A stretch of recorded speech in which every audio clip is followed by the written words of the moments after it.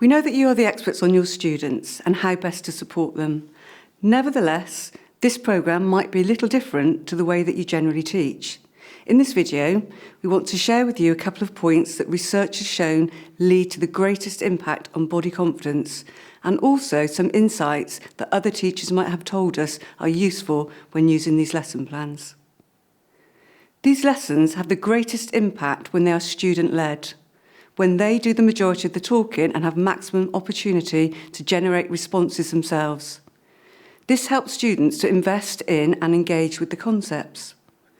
The workshops have been carefully designed to help students to take the lead in processing and verbalising key concepts, so it's critical that students express their ideas through their own words and actions, either through verbalising their responses in discussion or completing the activity sheets provided.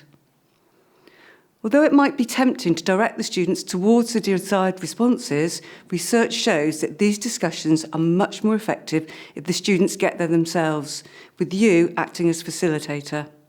Nevertheless, each lesson has a clear agenda, a specific learning outcomes, rather than being purely reflective or exploratory.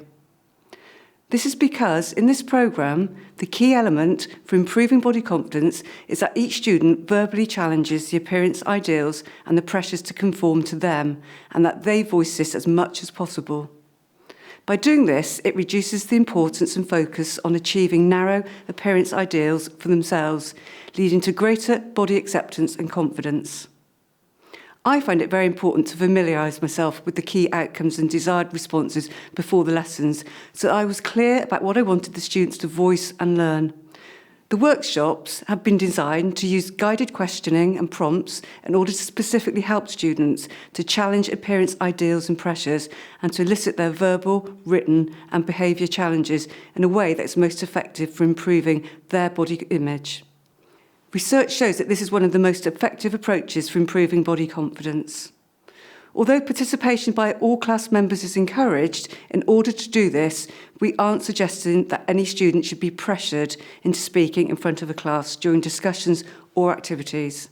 Let's have a look at an example of the guided discussion questions and desired responses in the workshop guide.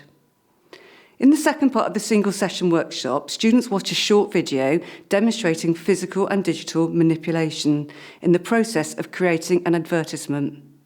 You can see here that there are a number of questions to ask, such as, how does seeing these unrealistic changes make you feel? And why do you think it's unrealistic or unfair to compare the way you look or your friends to manipulated images of people you see in the professional media? The desired responses are that students should voice outrage at being misled and that it's unfair to compare to them because it's comparing things on two totally different levels or playing fields. Sometimes the discussion can stall and it's difficult to get the students to reach the desired response. In this situation, it's really tempting to move on, but in order for the programme to be really effective, you need to push on in order to reach the desired responses. There are some things that I and other facilitators have found to be useful in certain situations. If no one says anything, then you can repeat or rephrase the question and challenge students to think deeply about the topic. A bit of silence isn't always a bad thing as it can prompt someone to talk, so make sure you give students the space to do this. You may also like to divide students into pairs initially if they aren't comfortable speaking in front of the whole class, and then ask a couple of pairs to report back. Often, however, students will respond with things that aren't quite on track, so you will need to ask follow-up questions that help the student move in the right direction rather than just giving them the answer straight away. General prompts could include things like, that's one idea, can you think of any others? Or, what would be a different way of thinking about this? Or, what would you tell a friend in this situation? Or you can use different examples that might demonstrate the point. Often, however, you'll need to be specific in your follow-up questions.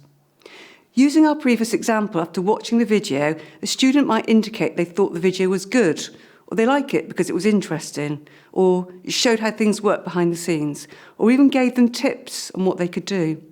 Some follow-up questions could include things like, do you agree with what the advert makers have done? What do you think the makers were intending to do? Were they being honest? How do you feel when people aren't honest with you? Examples of follow-up questions about why it might be unfair to compare themselves to manipulated images could include, What would you and your friends need to make yourself look like this? Is this possible in real life? Why not? As another example, would it be fair to compare your football skills to pro player Wayne Rooney? Why not? How is this similar? We hope that this helps you to understand why the workshops have been designed in a particular way and provides you with a little extra boost to deliver them as intended. Please be sure to check out the other videos online.